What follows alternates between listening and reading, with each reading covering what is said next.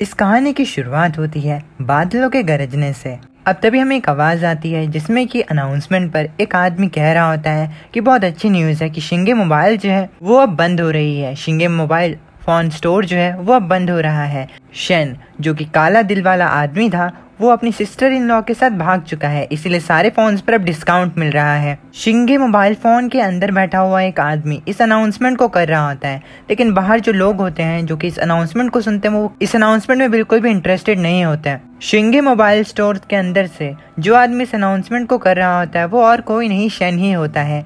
Shane ही अपने आप को इतना बदनाम करके कस्टमर्स को अट्रैक्ट करने की कोशिश करता है, लेकिन ये चीज़ काम में बिल्कुल भी नहीं आती। शेन इस कहानी का मेन प्रोटैगनिस्ट है। शेन बात करता है कि कैसे उसने इस महीने में एक भी फ़ोन नहीं बेचा है, जिसकी वजह से उसकी हालत खस्ता है। शेन अपने चेयर पर बैठे हुए वाटरमेलन्स को खा रहा होता है, तभी उसकी नज़र न्यूज़ पर जाती है जहां पर न्यूज़ रिपोर्टर बता रही होती है कि उनकी सिटी से काफ़ी ज़्यादा वुमेन्स जो वो गायब हो रहे हैं। शेन को न्यूज़ देखकर लगता है कि उनके सिटी में कोई सेक्स मेनिया घुस आया है। वो न्यूज़ रिपोर्टर न्यूज़ में बताती है कि वुमेन को रात में बाहर जाने को अवॉइड करना चाहिए, उन्हें घर के अंदर ही रहना चाहिए। अगर कोई भी इस केस के बारे में इंपॉर्टेंट क्लूज देगा और सस्पेक्ट्स के बारे में बताएगा तो उसे 1 लाख युआन मिलेंगे। इस न्यूज़ को देखकर शेन घबरा जाता है क्योंकि उसकी गर्लफ्रेंड होती है। इस न्यूज़ को देखकर उसे अपनी गर्लफ्रेंड की चिंता होने लगती है, इसीलिए इस न्यूज़ को देखकर वो अपनी गर्लफ्रेंड को कॉल करता है क्योंकि उसकी गर्लफ्रेंड बाहर काम पर होती है। वो अपनी गर्लफ्रेंड को कॉल करता है एंड कहता है कि तुम्हारी छुट्टी हो चुकी है। जैसे ही वो अपनी गर्लफ्रेंड से ये सवाल करता है तो सामने से उसकी गर्लफ्रेंड वीवी का जवाब आता है कि शेन चलो ब्रेकअप कर लेते हैं। ये सुनकर शेन घबरा जाता है एंड अपनी गर्लफ्रेंड से पूछता है कि ब्रेकअप क्यों करना है। शेन की गर्लफ्रेंड वीवी उससे बताती है कि यूनिवर्सिटी से ग्रेजुएट होने के 3 साल बाद भी शेन कुछ भी नहीं कर पाया है। वो मोबाइल फ़ोन्स की शॉप चलाता है, लेकिन वो पूरे दिन में एक भी मोबाइल फ़ोन नहीं बेच पाता। वीवी शेन से कहती है कि उसे काफ़ी ज़्यादा रिग्रेट होता है कि उसने शेन को चूज़ किया। ये सुनकर बेचारे शेन को बहुत ज़्यादा बुरा लगता है। शेन वीवी को समझाने की कोशिश करता है कि उसे वो कुछ और समय दे दे, उसके बाद वो ज़रूर एक घर को खरीदेगा। शेन के इतने समझाने के बावजूद भी वीवी उसकी बात को नहीं समझती है एंड वो उसे कहती है कि इस चीज़ की कोई ज़रूरत नहीं है और इसी के साथ वो गुड बाय कह देती है। शेन जो कि काफ़ी ज़्यादा उदास हो चुका होता है वो वीवी को भी समझाने की कोशिश कर रहा होता है, लेकिन वीवी फ़ोन को काट देती है। शेन काफ़ी ज़्यादा उदास होता है, वो बाहर देखता है, बाहर काफ़ी ज़्यादा तेज़ी से बिजली कड़क रही होती है। शेन कहता है वीवी तुम्हें इस चीज़ का बहुत ज़्यादा पछतावा होगा। शेन अब अपनी शॉप के बाहर जाता है एंड चिल्लाते हुए कहता है मैं कसम खाता हूँ 3 सालों में मैं खुद के पैसों से एक घर को ज़रूर खरीदूंगा और अगर ऐसा मैं नहीं कर पाया तो वीवी मेरे सर के ऊपर बिजली गिरा देगी। शेन के ये कहते ही अचानक से उसके ऊपर एक जोर का झटका लगता है, उसके ऊपर बिजली गिर पड़ती है। इस बिजली के झटके से शेन नीचे गिर जाता है। अब शेन खुद से कहता है आखिर ये क्या हो रहा है, यहाँ तक कि भगवान को भी मेरे ऊपर विश्वास नहीं है। क्या मैं शेन अपनी पूरी ज़िंदगी गरीबी में काटने वाला हूँ कि मैं अपनी पूरी ज़िंदगी सिंगल और लोनली रहूंगा। इस सिंगल वाली बात को सुनकर शेन के पीछे एक आदमी आ जाता है जो कि उसे कहता है सिंगल बनने में आखिर क्या हर्ज है। शेन इस आवाज़ को सुनकर पीछे मुड़ता है एंड कहता है आखिर पीछे कौन है। शेन जो आदमी उससे बात कर रहा होता है उसे बाहर आने के लिए कहता है। शेन देखता है कि उसके सामने एक आदमी है जिसने कि गॉड्स की तरह कपड़े पहने हुए हैं। वो बूढ़ा आदमी जो कि शेन के सामने खड़ा होता है वो उसे कहता है ये इमॉर्टल जो कि तुम्हारे सामने खड़ा है वो हेवनली थंडर गॉड है। वो हेवनली थंडर गॉड अब शेन से पूछता है कि वो कौन सा इमॉर्टल है। उस बूढ़े आदमी के इंट्रोडक्शन को सुनकर शेन गुस्से में आ जाता है एंड कहता है हेवनली थंडर गॉड क्या तुम बेवकूफ़ हो। शेन हेवनली थंडर गॉड के पास जाता है एंड कहता है मेरा नाम शेन है और तुम मेरी मोबाइल फ़ोन की शॉप पर क्या कर रहे हो। मोबाइल फ़ोन शॉप का नाम सुनकर हेवनली थंडर गॉड काफ़ी ज़्यादा इम्प्रेस हो जाता है, जिसके बाद वो अपने आसपास देखता है कि वहाँ पर काफ़ी ज़्यादा फ़ोन्स पड़े हैं। जिसके बाद वो शेन के कंधे पर हाथ रखता है एंड उसे कहता है तो तुम मोबाइल फ़ोन्स बेच रहे हो, क्या तुम मुझे यानी कि बेनशियान को अपने मोबाइल फ़ोन्स दिखा सकते हो क्योंकि मेरा मोबाइल फ़ोन टूट चुका है। उस हेवनली थंडर गॉड का नाम बेनशियान होता है। ये देखते हुए कि बेनशियान उसके मोबाइल फ़ोन शॉप से मोबाइल खरीद रहा है, ये देखकर शेन खुश हो जाता है एंड कहता है अगर आपको मोबाइल फ़ोन खरीदने हैं तो आप मेरे साथ आइए, मैं आपको मोबाइल फ़ोन्स दिखाता हूँ। शेन काफ़ी ज़्यादा खुश होता है कि वो फाइनली मोबाइल फ़ोन्स बेचने वाला है और इस बार वो अपने इस कस्टमर को तो नहीं जाने देगा। शन अपने मोबाइल फोन्स के बारे में बेन शियान को बताता है। बेन शियान शन के मोबाइल फोन्स को देखता है एंड चेक करता है, लेकिन वो मोबाइल फोन्स उसके समझ में नहीं आते। जिसके बाद वो शन से कहता है कि ये सच में एक मोबाइल फोन है, क्या तुम इसे मोबाइल फोन कहते हो? शन ये सुनकर कंफ्यूज हो जाता है एंड कहता है इन्हें ही तो मोबाइल फोन्स कहते हैं। बेन शियान गुस्से में अपना फोन, जो कि एक पुराना 90s का फोन होता है, उसे बाहर निकालता है एंड कहता है आखिर तुम्हारी बेन शियान को चीट करने की हिम्मत कैसे हुई? ये देखो, इसे मोबाइल फोन कहते हैं। इतने ज्यादा ओल्ड 90s के सेलफोन को देखकर शन कंफ्यूज हो जाता है एंड अपने मन के अंदर कहता है आखिर ये क्या है? ये तो एक 90s का सेलफोन है, क्या ये इसे म्यूजियम से लेकर आया है? बेन शियान काफी ज्यादा जल्दी में होता है, इसीलिए वो शन से कहता है कि वो उसे बाद में मिलेगा, अभी के लिए उसे कुछ इंपॉर्टेंट करने के लिए जाना है। बेन शियान को अपने सामने से गायब हुआ देखकर शन को विश्वास होता है कि सच में उस आदमी के पास सुपर पावर्स तो हैं। बेन शियान का फोन अभी भी शन के बेंच पर पड़ा होता है। अब तभी शन अपने मोबाइल फोन्स को देखता है एंड उसके पता चलता है कि उसके आधे से ज्यादा मोबाइल फोन्स तो टूट चुके हैं, और जिससे कि उसने मोबाइल फोन्स लिए थे यानी कि तामियों, उसकी पेमेंट भी अभी तक पूरी तरह से नहीं हुई है। लेकिन इसके बावजूद भी आधे से ज्यादा मोबाइल्स जो हैं वो टूट चुके हैं और अब उनका कोई इस्तेमाल नहीं हो पाएगा। शन इतना ज्यादा परेशान होता है, लेकिन तभी उसके फोन पे उसे एक नोटिफिकेशन आता है। शन को पहले लगता है कि उसकी गर्लफ्रेंड वीवी ने उसे टेक्स्ट किया है और शायद उसका मन बदल चुका है, लेकिन जैसे ही शन अपना फोन चेक करता है तो उसे पता चलता है कि उसके फोन में एक अजीब सा ऐप आ चुका है। शन उस फोन को खोलता है, जिसके बाद उसे एक बड़ा सा नोटिफिकेशन दिखता है उसके आंखों के सामने, जिसमें कि लिखा होता है कि ली गोंग जो है वो हेवंस में गुम हो चुका है और वो अभी तक वापस लौट कर नहीं आया है। जो कोई भी इन्फॉर्मेशन इस चीज के बारे में प्रोवाइड करेगा उसे 2000 मेरिट पॉइंट्स मिलेंगे। जिसने इस मैसेज को पब्लिश किया होता है उसका नाम डियानमो होता है। शन को इस नोटिफिकेशन को देखकर पता चलता है कि बेन शियान सच में एक थंडर गॉड था। अब शन उस पोस्ट के कमेंट एरिया को देखता है जहाँ पर काफी ज्यादा और गॉड्स जो होते हैं वो इस चीज के बारे में बात कर रहे होते हैं। ये देखकर पहले तो शन को लगता है कि ये काफी ज्यादा फनी वर्जन है एक फैन फॉर्म का। शन को लगता है कि ये लोग मजाक कर रहे हैं। शन कहता है कि उसे अब नींद तो नहीं आ रही है, इसीलिए वो इस ग्रुप चैट में इन लोगों के साथ मजाक में बात करेगा। इसी सोच के साथ शन कमेंट एरिया के नीचे अपने साथ हुई घटना के बारे में बताता है, जिसमें कि बेन शियान उसे मिला था। शन इमॉर्टल बनने का नाटक भी करता है एंड कहता है कि वो वीनान सिटी से है, चाइना में। इस बात को सुनकर दूसरे इमॉर्टल्स जो होते हैं वो थोड़े हैरान हो जाते हैं। इस कन्वर्सेशन को होता हुआ देखकर डियानमो, जो कि गॉडेस ऑफ थंडर होती है, वो शन को एक प्राइवेट मैसेज करती है, जिसमें कि वो उससे पूछती है कि उसने ली गोंग को कहाँ पर देखा था। शन डियानमो को सारी बातें बताता है। वो ये भी बताता है कि ली गोंग ने उसकी फोन शॉप को डिस्ट्रॉय कर दिया और अब इस चीज की भरपाई कौन करेगा। फोन स्टोर की बात सुनकर डियानमो घबरा जाती है एंड कहती है कि वो उसके सारे पैसे नहीं लौटा पाएंगे, क्योंकि हेवन में फोन स्टोर खोलना काफी ज्यादा मुश्किल है और सिर्फ लाओ जून ही हेवन में एक फोन स्टोर को खोल पाया है, इसीलिए वो पूरे पैसे तो नहीं दे पाएंगे। ये सुनकर बेचारा शन पागल सा हो जाता है एंड कहता है क्या सच में ये मुश्किल है? शन को अभी भी लगता है कि ये लोग सिर्फ मजाक कर रहे हैं और ये लोग हेवन नहीं धरती से ही बिलोंग करते हैं। शन को अब उस ऐप जो कि हेवन सीक्रेट्स के नाम से होता है उसे नोटिफिकेशन आती है कि उसके अकाउंट में 2000 मेरिट्स को ट्रांसफर कर दिया गया है। मेरिट्स को देखकर शन कंफ्यूज हो जाता है एंड कहता है क्या मेरिट्स रियल में होते हैं? शन अब डियानमो के साथ थोड़ी और बात करता है, जिसमें कि डियानमो से बताती है कि उसकी फैमिली जो है वो इतनी ज्यादा अमीर नहीं है, लेकिन एक बार जब वो ली गोंग को ढूंढ देंगे तो वो उसको जरूर से पैसे देंगे। शन अब डियानमो से मेरिट्स के बारे में पूछता है कि मेरिट्स किस लिए यूज किए जाते हैं, जिसके बाद डियानमो उसे मेरिट शॉप के बारे में बताती है, जहां पर मेरिट की मदद से मैजिक पर्ल्स और दूसरे आइटम्स खरीदे जा सकते हैं। डियानमो अब शन से पूछने लगती है कि क्या वो सच में एक ह्यूमन है, और अगर शन एक ह्यूमन है तो पोर्टल जो है वो दोबारा से ओपन हो चुका है। डियानमो शन से इस चीज के बारे में पूछती है, लेकिन शन इस चीज का भी कोई जवाब नहीं देता। अब क्योंकि डियानमो को ली गोंग की इन्फॉर्मेशन के बारे में जेड एम्परर को बताना होता है, इसीलिए वो अब ऑफलाइन हो जाती है। शन इस मोबाइल ऐप को देखकर कहता है कि शायद से ये ऐप एक स्कैम है, लेकिन अब सैम सोचता है कि उसके पास इस ऐप में गंवाने के लिए तो कुछ नहीं है, इसीलिए वो इस ऐप की शॉप को चेक करता है, जहाँ पर उसे काफी ज्यादा पर्ल्स और मैजिक आइटम्स दिखती हैं। ये देखकर सैम हैरान हो जाता है। सैम उन आइटम्स के प्राइस को देखता है जो कि मेरिट्स में होती हैं एंड वो मेरिट्स काफी ज्यादा हाई होते हैं। सैम 2 सेलफोन्स को भी देखता है जिनकी कीमत काफी ज्यादा होती है। सैम उन सेलफोन्स को देखकर कहते हैं अगर 90s के सेलफोन इतने ज्यादा एक्सपेंसिव हैं तो अगर वो अपने हाई एंड स्मार्टफोन्स को यहाँ पर बेचेगा तो उसे कितना ज्यादा प्रॉफिट होगा। शॉप पे सर्व करते हुए सैम को एक पर्ल दिखती है जो कि स्ट्रेंथ पर्ल होती है और उसकी कीमत सिर्फ 2000 मेरिट्स ही होती हैं। अब क्योंकि डियानमो ने उसे 2000 मेरिट्स दिए होते हैं तो इसीलिए वो बिना सोचे समझे उस स्ट्रेंथ पर्ल को खरीद लेता है। उस स्ट्रेंथ पर्ल को परचेज करते ही शन के बॉडी में एक झटका लगता है, जिसके बाद वो स्ट्रेंथ पर्ल उसके हाथ में आ जाती है। शन उस स्ट्रेंथ पर्ल को देखने लगता है, जिसके बाद उस ऐप में नोटिफिकेशन आता है कि स्ट्रेंथ पर्ल जो है वो शन को मिल चुकी है। जैसे ही शन उस स्ट्रेंथ पर्ल को स्मेल करता है तो उसे पता चलता है कि उससे पिग मैन्योर यानी कि पिग शिट की तरह स्मेल आ रही है। इतनी गंदी स्मेल को सूंघकर शन उल्टी कर देता है, जिसके थोड़े टाइम बाद शन को उस स्मेल को सूंघने की वजह से अपनी बॉडी में थोड़ी सी स्ट्रेंथ महसूस होने लगती है। शन अब उस पर्ल को देखता है एंड कहता है क्या ये पर्ल सच में हेवन से हो सकती है। हेलो गाइस, क्या आप मंथ के सबसे रोमांचक क्रिकेट के लिए तैयार हैं? एशिया कप का फाइनल नजदीक है और मैं इस बात को लेकर बहुत एक्साइटेड हूँ कि इस साल का चैंपियन कौन बनेगा।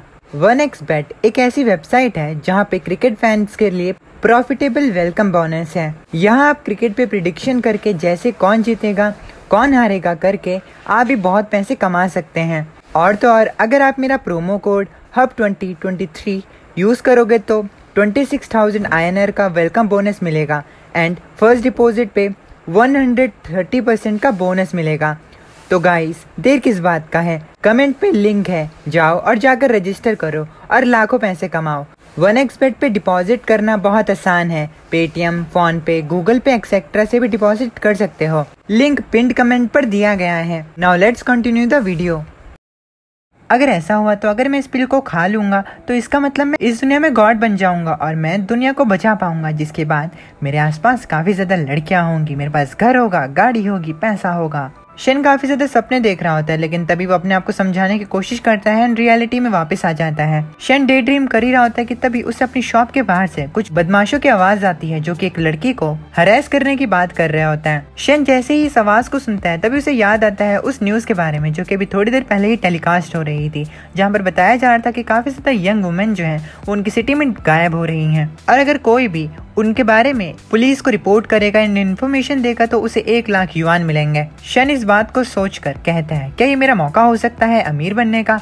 ऐसा लगता है कि ये डेंजरस है, लेकिन अब शन हिम्मत जुटाता है क्योंकि उसे पता होता है कि बिना रिस्क लिए वो अमीर नहीं हो सकता। शन उन आदमियों को फॉलो करते हुए एक गली तक जाता है, जिसके बाद वो एक वॉल के पीछे छुपकर उन आदमियों को देखने लगता है। शन अपने मोबाइल फोन के साथ तैयार होता है। शन का प्लान होता है कि जैसे ही ये लोग उस लड़की को छेड़ने की कोशिश करेंगे तो तभी शन अपने फोन से इनकी फोटोज खींच लेगा और कॉप्स को कॉल करके यहाँ पर बुला के उन्हें एविडेंस दे देगा, जिसके बाद 1 लाख युआन उसके होंगे। अब वो गुंडे एक दूसरे में ही बहसबाजी करने लगते हैं। उन गुंडों का जो बॉस होता है वो अपने आदमी से कहता है क्या तुम श्योर हो कि वो लड़की यहीं पर है? अगर वो लड़की यहाँ पर नहीं आई तो मैं तुम्हें बहुत मारूंगा। ये सुनकर उसका आदमी कहता है भाई तू टेंशन मत ले, मैं उसे काफी समय से स्टॉक कर रहा हूँ। अब तभी बेचारी वो अकेली लड़की वहाँ पर आ जाती है। उस लड़की को देखकर वो गुंडे कहते हैं वो देखो वो यहाँ पर आ चुकी है। इतना कहकर वो चारों गुंडे उस लड़की को घेरने लगते हैं। उन गुंडों का लीडर उस लड़की से कहता है ओ लड़की तुम इतनी रात को अकेली कहाँ जा रही हो? ये सुनकर वो लड़की कहती है कि इस चीज का उनसे कोई मतलब नहीं है। वो लड़की देखने में काफी ज्यादा खूबसूरत होती है। शन इन सभी चीजों को देख रहा होता है। शन खुद से कहता है कि उसे शांत रहना होगा, वो 4 आदमियों के खिलाफ नहीं जीत पाएगा, इसीलिए उसे एविडेंस को कलेक्ट करके जल्दी से पुलिस को बुलाना होगा और वो यहाँ पर जल्दबाजी में हीरो बनने का एक्टिंग नहीं कर सकता है। दूसरी ओर वो लड़की घबराते हुए उन आदमियों से कहती है कि अगर वो यहाँ से अभी नहीं दफा हुए तो वो पुलिस को बुला लेगी। जैसे ही शन उस लड़की की आवाज सुनता है तो उसे पता चलता है कि उसने ये आवाज पहले भी सुनी हुई है। शन उस लड़की को ध्यान से देखता है, जिसके बाद उसे पता चलता है कि वो लड़की उनके कॉलेज के उनके डिपार्टमेंट की सबसे ज्यादा खूबसूरत लड़की हुआ करती थी। शन अपने मन के अंदर कहता है कि इस चीज को तो 3 साल हो चुके हैं और वो लड़की अब इतनी भी यंग नहीं है, लेकिन अभी भी वो काफी ज्यादा खूबसूरत दिख रही है। दूसरी ओर वो गुंडे उस लड़की की तरफ आगे बढ़ रहे होते हैं। वो लड़की खुद को बचाने के लिए ये झूठ कह देती है कि उसका बॉडीगार्ड जो यहाँ पर आने वाला है और अगर उसका बॉडीगार्ड यहाँ पर आ गया तो वो उसका मुकाबला नहीं कर पाएंगे। ये सुनकर वो गुंडा जो उस लड़की को 1 हफ्ते से स्टॉक कर रहा था वो उसे कहता है कि मैं तुम्हें 1 हफ्ते से स्टॉक कर रहा हूँ, क्या तुम्हें लगता है कि मैं पागल हूँ? तुम्हारा कोई बॉडीगार्ड नहीं है। इतना कहकर वो गुंडे उस लड़की को पीछे से पकड़ लेते हैं। वो लड़की अपनी मदद के लिए जोर जोर से चिल्लाने लगती है। उसे चिल्लाता देख वो गुंडे कहते हैं कि तुम चिल्लाती रहो, हम भी देखते हैं कि तुम्हारा बॉडीगार्ड कैसे दिखता है। अब तभी पीछे से शन एंट्री करता है एंड कहता है मिस यू, मैं यहाँ पर हूँ। उस लड़की का नाम यू होता है। शन की आवाज सुनकर वो गुंडे घबरा जाते हैं। शन उस लड़की से कहता है यू वैन क्यू, मुझे माफ करना मैं लेट हो गया। यू शन को देखकर कहती है कोई बात नहीं, जब तक तुम यहाँ पर हो। शन को वहाँ पर देखकर वो गुंडे घबरा जाते हैं एंड अब एक दूसरे से बात करने लगते हैं कि आखिर इस लड़की को उसका नाम कैसे पता चला। अब वो आदमी जो कि मिस यू को एक हफ्ते से स्टॉक कर रहा था वो कहते हैं कि उसके बॉडीगार्ड को उसने एक हफ्ते से नोटिस नहीं किया। इसका मतलब उसका बॉडीगार्ड जो वो एक एक्सपर्ट है छुपने में। अब जब उनकी ये बहस चली रही होती है तभी शन यू के पास जाता है एंड उसकी तरफ अपना हाथ बढ़ाते हुए कहता है चलो अब घर चलते हैं। यू शन को देखकर घबराई तो होती है, लेकिन शन को देखकर उसे लगता है कि शन उन 4 गुंडों से ज्यादा खराब तो नहीं हो सकता। अब वो गुंडे शन को वहाँ पर देखकर घबरा जाते हैं क्योंकि उन्हें लगता है कि शन कोई एक्सपर्ट है, इसलिए वो वहाँ से जाने लगते हैं। शन मिस यू का हाथ पकड़ता है एंड उससे अपने साथ ले जाने लगता है, लेकिन दूसरी तरफ वो गुंडे जैसे आगे जाते हैं तो वो पोल पे शन के मोबाइल शॉप की एक एडवर्टीजमेंट देखते हैं, जिसके बाद उन्हें पता चलता है कि शन एक फोन सेल्समैन है। दूसरी ओर शन यू के साथ आगे जा रहा होता है। यू शन से कहती है कि वो कौन है और क्या सच में वो एक बॉडीगार्ड है और उसे उसका नाम कैसे पता। शन यू से कहता है अभी तुम इस चीज के बारे में मत पूछो, मैं तुम्हें बाद में जवाब दूंगा, अभी हमें यहाँ से जाना चाहिए। शन अपने मन ही मन रो रहा होता है कि यू को 3 साल पहले भी उसका नाम नहीं याद था और अब भी उसका नाम नहीं याद है। अब जैसे ही यू एंड शन आगे जा रहे होते हैं कि तभी शन के पीछे वो गुंडे दोबारा से आ जाते हैं एंड वो शन को एक स्ट्राइक मारकर नीचे गिरा देते हैं। शन की हालत काफी ज्यादा खराब होती है। वो गुंडा शन से कहता है कि एक फोन सेल्समैन बॉडीगार्ड बनने का नाटक क्यों कर रहा है। अब वो गुंडे मिलकर शन को खूब मारते हैं। दूसरी ओर मिस यू ये देखकर रोने लगती है एंड उन गुंडों से कहती है उसे मत मारो, वो मेरा बॉडीगार्ड नहीं है और मैं उसे नहीं जानती, प्लीज उसे जाने दो। शन जो गुंडा उसके सामने होता है उसका पैर पकड़ लेता है। शन अपने मन ही मन कह रहा होता है कि अब वो एक्सपोज हो चुका है, लेकिन वो इस सिचुएशन में क्या कर सकता है, वो इतना ज्यादा ताकतवर नहीं है और ना ही वो दिखावा करने में अच्छा है, तो वो अब क्या कर सकता है।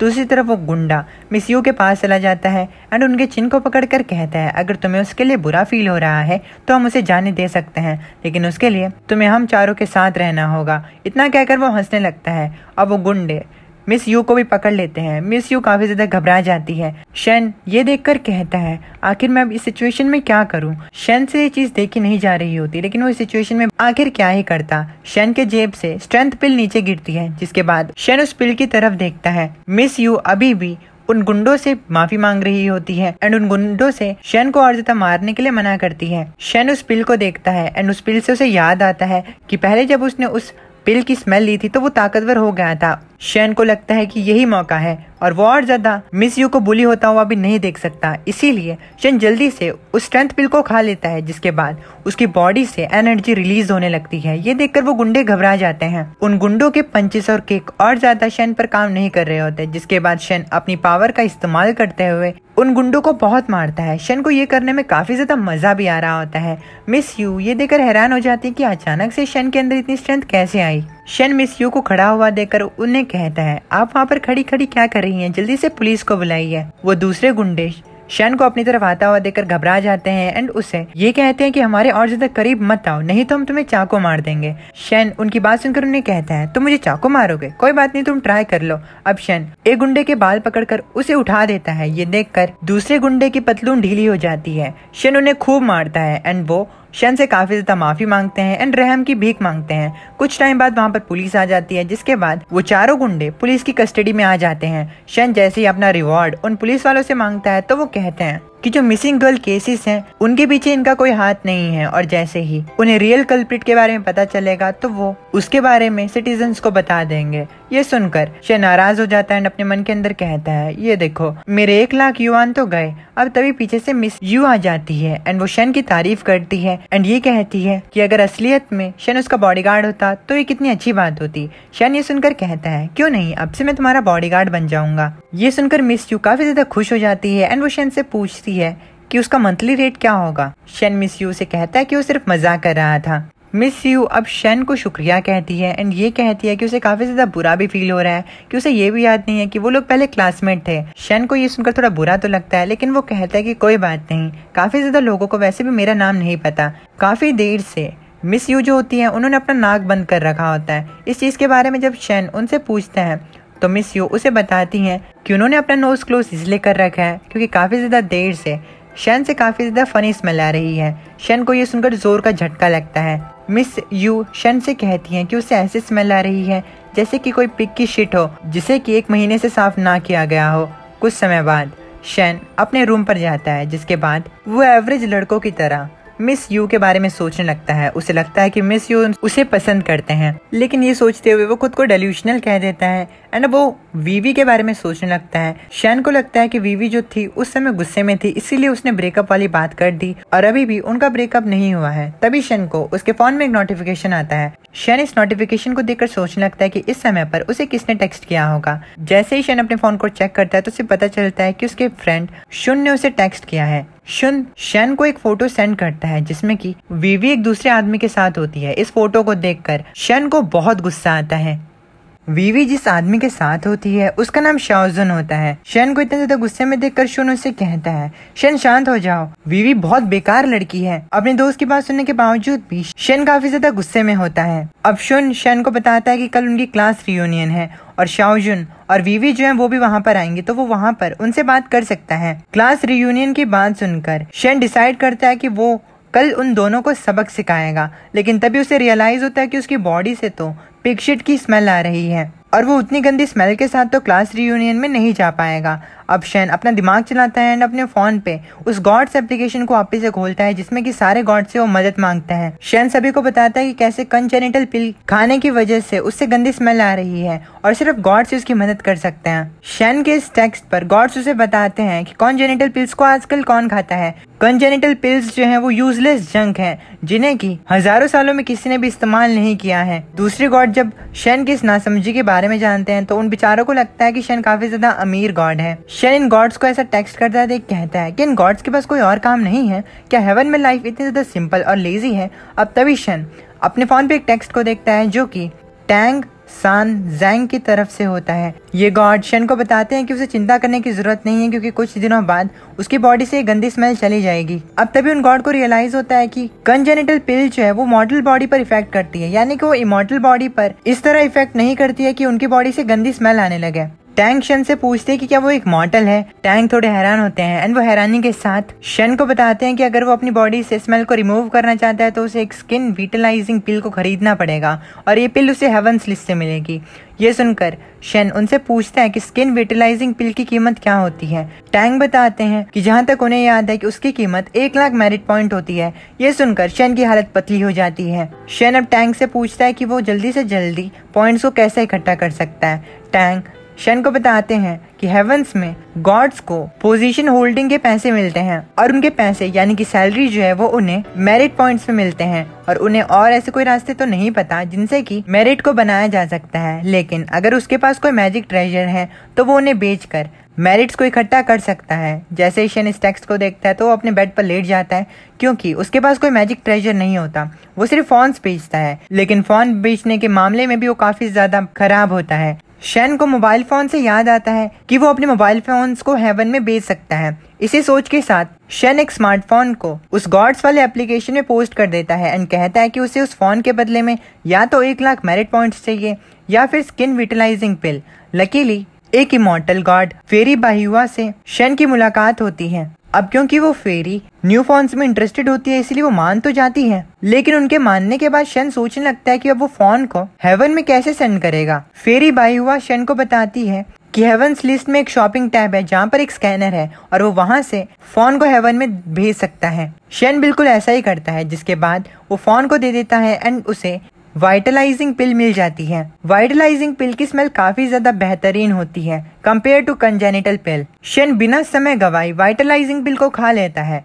नेक्स्ट डे शाओयांग होटल में क्लास रियूनियन होती है जहाँ पर एक आदमी शाओजुन से उसके सक्सेस का कारण पूछता है, जिसके बाद शाओजुन बताता है कि इसके पीछे उसके फादर का हाथ है क्योंकि उसके फादर ने उसे $1 बिलियन दिए थे जिसकी वजह से ही उसका बिजनेस चल पाया। शाओजुन इतना ज्यादा अमीर होता है कि वो वहाँ पर उसके जितने भी फीमेल क्लासमेट्स होती हैं उन्हें गिफ्ट्स देता है। वीवी अभी भी शाओजुन के करीब होती है, जिसके बाद वीवी अपने सभी क्लासमेट्स को बताती है कि शाओजुन ने जो उन्हें गिफ्ट दिए हैं वो उन्हें जितना मर्जी उतना इस्तेमाल कर सकते हैं। वीवी की सभी क्लासमेट्स उसे लकी बताती हैं और ये भी कहती हैं कि शाओजुन शन से बहुत ज्यादा बेहतरीन है। अब जब उनकी ये बात चली रही होती है कि तभी वहाँ पर उनकी एक और क्लासमेट्स आ जाती है जो कि उन सभी से कहती है आखिर शन के साथ क्या गलत है। मुझे लगता है कि शन जो है वो जितने भी लड़के यहाँ पर है उन सभी से बेहतरीन है। जिस लड़की ने ये कहा होता है वो शन की क्लास की सबसे ज्यादा खूबसूरत लड़की होती है। मिस यू वहाँ पर आती हैं। मिस यू की बात सुनकर वो चश्मे वाला आदमी दोबारा से उनके पास आ जाता है एंड उन्हें कहने लगता है,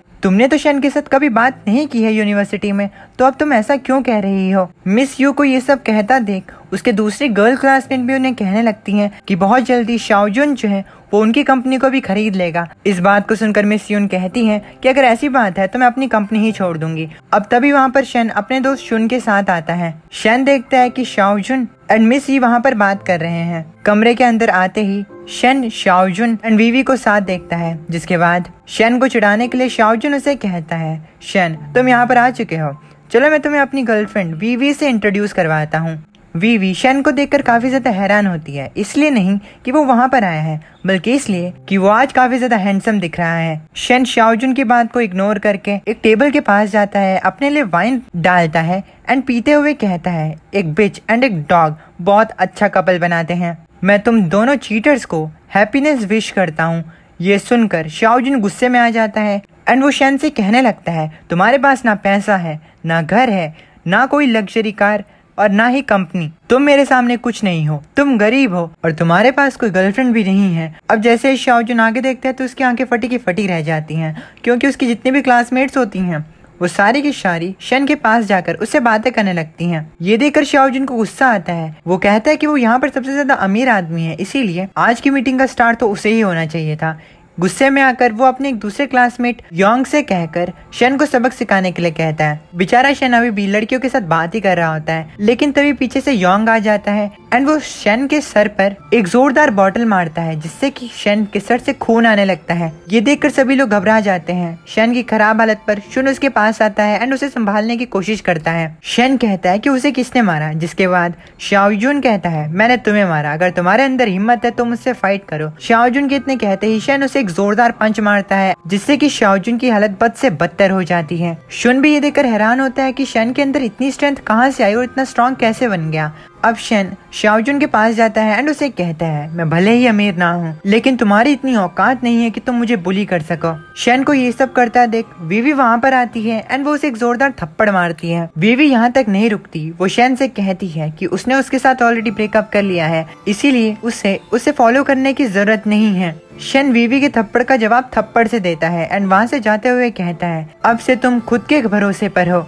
नेक्स्ट डे जब शन नहा रहा होता है तो उसे रियलाइज होता है जो कल रात को उसे चोटें लगी थी वो अब गायब हो चुकी हैं। शायद से ये पिल का इफेक्ट हो सकता है। अब जब शन नहा रहा होता है तभी उसके पीछे एक अजीब सी आत्मा आ जाती है, जिसके बाद शन को इतने ज्यादा हॉट डे में हॉट शावर लेने के बावजूद भी काफी ज्यादा कोल्ड फील होता है। तभी शन को पीछे किसी की प्रेजेंस फील होती है। जैसे ही शन पीछे मुड़ता है तो उसे एक भूत दिखता है, जिसे देखकर वो डर जाता है एंड वो अपने टॉवल को पहनकर वहां से भागने लगता है, लेकिन अभी भी वो घोस्ट उसका पीछा कर रहा होता है। शन अपने फोन के पास जाता है एंड अपने फोन को दिखाते हुए उस घोस्ट से कहता है, मेरे पास भी गॉडली पावर्स हैं, तुम मेरे करीब मत आना। इंटरनेट पर हेवंस के गॉड मेरे दोस्त हैं, अगर तुम मेरे पास आए तो मैं तुम्हें खत्म कर दूंगा। वो घोस्ट ये देखकर हैरान हो जाता है कि शन उसे देख सकता है, जिसके बाद वो घोस्ट शन से पूछती है, क्या तुम मुझे सच में देख सकते हो।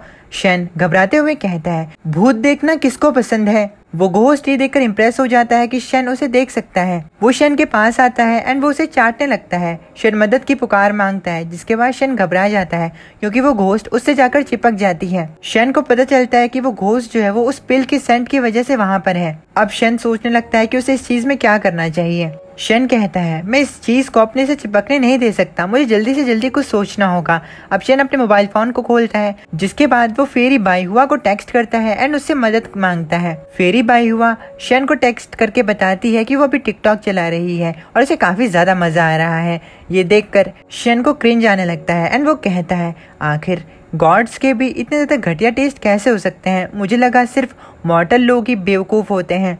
अब तभी फेरी बाई हुआ शन को उसके एक टिकटॉक की वीडियो सेंड करती है एंड उसे देखने के लिए कहती है। शन उस वीडियो को देखकर कहता है, यहाँ पर मैं मरा जा रहा हूँ और ये मुझे वीडियो भेज रही है। अगर ये एक फेरी, गॉडेस या फिर एक एब्सोल्यूट ब्यूटी ही क्यों ना हो, तब भी इसकी ब्यूटी देखने का मेरा भी कोई मूड नहीं है। अब जैसे ही शन उस वीडियो को प्ले करता है तो वो फेरी की ब्यूटी से एब्सोल्युटली फ्लैबरगास्टेड यानी कि काफी ज्यादा शॉक्ड हो जाता है। शन बात करता है कि कैसे मिस यू भी रियल गॉडेस के कंपैरिजन में चाय कम पानी है। अब फेरी बाई हुआ शन से पूछती है कि उसे क्या लगता है कि वो खूबसूरत है। शन जो कि बाईहुआ की खूबसूरती से दंग होता है, वो उसे टेक्स्ट करके बताता है कि वो काफी ज्यादा ब्यूटीफुल है। अब इसी दौरान वो घोस्ट एक और बार शन को चाटती है, जिसके बाद शन घबरा जाता है एंड कहता है, अरे ये मैं क्या कर रहा हूँ? फेरी जल्दी से मुझे बताओ कि मैं इन घोस्ट से पीछा कैसे छुड़वा सकता हूँ। फेरी हंसते हुए कहती है, क्या अब तुम्हें एक भूत दिख रहे हैं? वेल ये नॉर्मल है, भूतों को विटलाइजिंग पिल की स्मेल काफी ज्यादा पसंद होती है। और फेरी शन को जैंग टियानशी के बारे में बताती है, जिन्होंने कि हाल फिलहाल में ही स्पिरिट कम्युनिकेशन टोम को पब्लिश किया है। फेरी शन को बताती है कि ये बुक जो है वो उसकी मदद कर सकती है। फेरी शन को ये भी बताती है कि टियानशी एक स्टिंगी आदमी है और अगर उसने उसके साथ ठीक से बात नहीं की तो वो मेरिट पॉइंट्स के साथ भी टियानशी से उस बुक को नहीं खरीद पाएगा और इस हालत में उसे ग्रेट सेज सुन की मदद मांगनी चाहिए, क्योंकि ग्रेट सेज सुन जो है वो उनके लिए बुक चुरा सकते हैं, लेकिन इसके लिए उन्हें ग्रेट सेज सुन को भी पैसे देने होंगे। By the way great sage soon the monkey king से हैं और इनका रेफरेंस यहाँ पर दिया गया है। फेरी की बात सुनकर शन कहता है, कोई बात नहीं फेरी, वैसे क्या तुम्हारे पास स्किन विटलाइजिंग पिल का फॉर्मूला है? ये सुनकर फेरी उससे कहती है, मेरे पास है, लेकिन तुम्हें फॉर्मूला की क्या जरूरत है? क्या तुम मॉर्टल रियलम में यानी कि अर्थ पर विटलाइजिंग पिल क्राफ्ट करने के बारे में सोच रहे हो?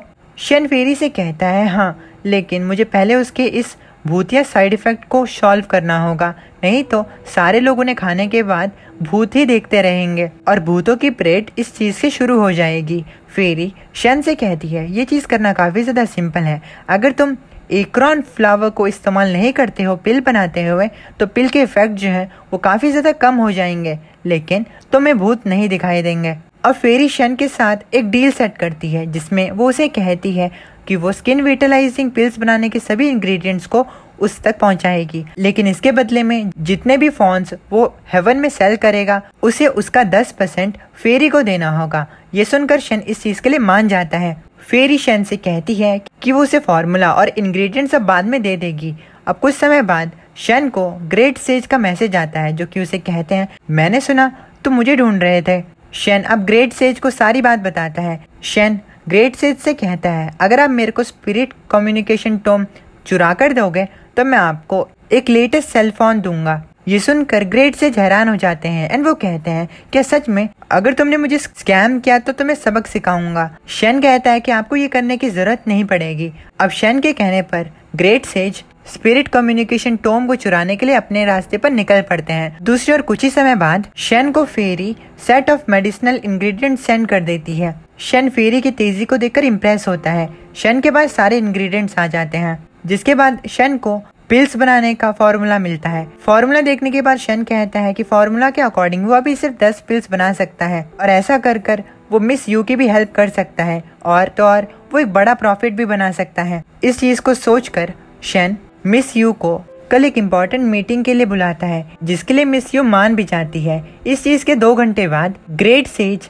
शन को स्पिरिट कम्युनिकेशन टोम मिल जाने के बारे में बताते हैं एंड वो उससे बदले में फोन मांगते हैं। शन राइट अवे ग्रेट सेज को फोन सेंड कर देता है, जिसके बाद उसे स्पिरिट कम्युनिकेशन टोम भी मिल जाती है। एक्चुअली शन को spirit communication tome digital form में मिली होती है, यानी कि उसके फोन में वो सेव होती है एंड उसके पास उसकी कोई फिजिकल कॉपी नहीं होती। शन के मोबाइल में उसे ऑप्शन आता है कि क्या वो स्पिरिट कम्युनिकेशन टोम को अभी इस्तेमाल करना चाहता है। जैसे ही शन येस पर क्लिक करता है तभी उसे काफी ज्यादा जोर का झटका लगने लगता है एंड वो नीचे गिर जाता है। उसकी इस हालत पर घोस्ट उसके पास आ जाती है। अब शन अपने आप को एक दूसरे रियलम में पाता है, जहाँ पर उसके सामने काफी ज्यादा वर्ड्स होते हैं। शन खुद से क्वेश्चन करने लगता है कि आखिर वो कहाँ पर है और वो क्या कर रहा है। जैसे ही शन वहाँ पर एक वर्ड को टच करता है तो उसे झटका महसूस होता है, जिसके बाद वो नीचे गिरने लगता है। अब शन की आंखें खुलती हैं एंड आंखें खुलने के बाद उसे रियलाइज होता है कि शायद वो बेहोश हो गया था, क्योंकि उसका सर दर्द हो रहा है। शन अपने मोबाइल पर चेक करता है, जहाँ पर उसे बताया जाता है कि उसने कल्टीवेशन के फर्स्ट लेवल को कंप्लीट कर लिया है। शन को समझ में आता है कि शायद वो अभी कल्टीवेशन कर रहा था।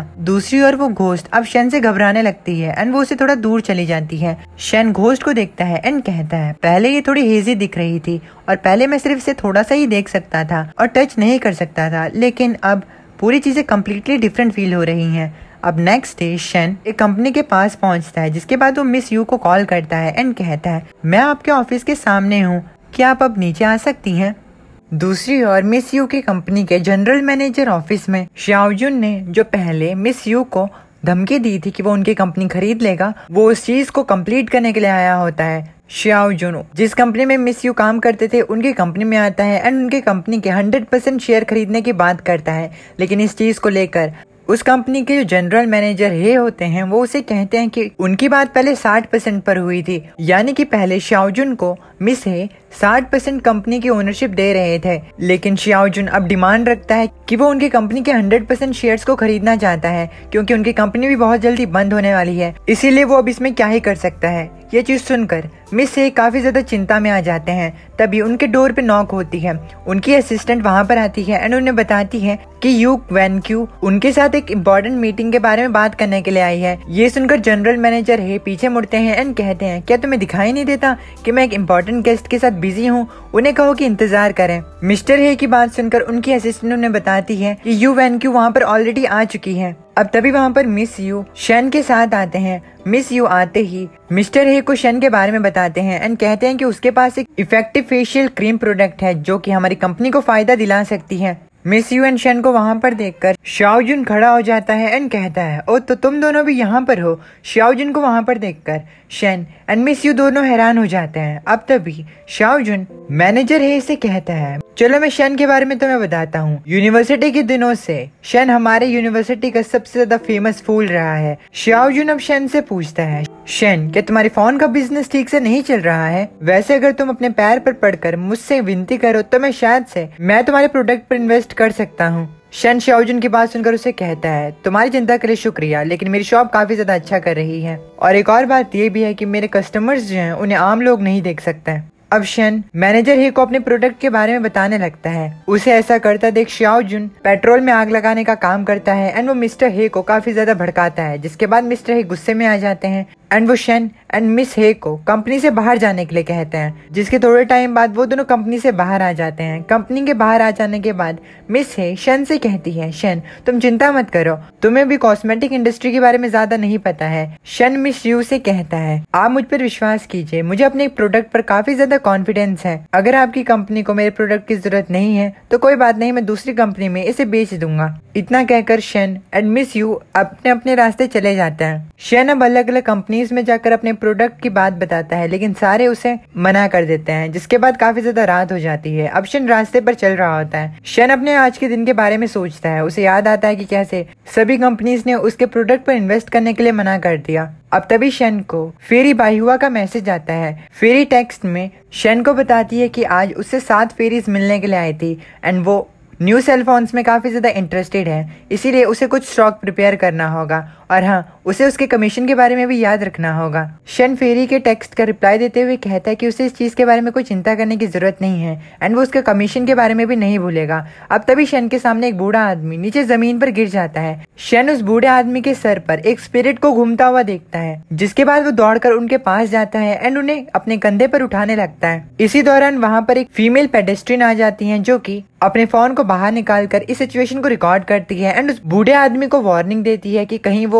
शन पर जादू ना कर दे। शन अब उन बूढ़े दादाजी को एक बेंच पर बिठा देता है, जिसके बाद वो उन्हें कहता है कि आपके घर में सारी सिचुएशन ठीक है। शन की बात सुनकर वो बूढ़े दादाजी थोड़े हिचकिचाने लगते हैं, जिसके बाद वो शन को झूठ कहते हैं कि उनके घर पर सभी चीजें सही चल रही हैं। अब शन उन बूढ़े दादाजी को देखता है, उनके सर के ऊपर अभी भी एक स्पिरिट मंडरा रही होती है। शन अब उन बूढ़े आदमी को पूछने लगता है कि क्या उन्हें रात को बिना किसी रीजन के कोल्ड फील होता है और क्या उन्हें अपनी नींद पर किसी की आवाजें आती हैं। शन अल्टीमेटली उन दादाजी से कहता है, क्या आपके ऊपर बैड लक का साया है? क्या आप किसी सॉल्यूशन को नहीं ढूंढ पा रहे हैं? शन के पास इतनी जानकारी को देखकर वो दादाजी काफी ज्यादा घबरा जाते हैं एंड वो शन से पूछते हैं कि उन्हें इस चीज के बारे में कैसे पता है। अब वो दादाजी उदास हो जाते हैं एंड वो शन को बताते हैं कि उनकी बेटी की कंपनी जो है उसकी काफी समय से खराब हालत है और इस चीज को देखते हुए उन्हें डर है कि कहीं उन पर किसी भूत की परछाई तो नहीं है। वो बूढ़े दादाजी शन को बताते हैं कि उन्होंने एक पंडित को हायर भी किया था, लेकिन वो भी प्रॉब्लम को नहीं ढूंढ पाए। अब वो दादाजी शन को यंग गॉड कहते हैं एंड शन को उनकी मदद करने के लिए पूछते हैं। इसके बदले में वो शन को पैसे देने के लिए भी तैयार थे।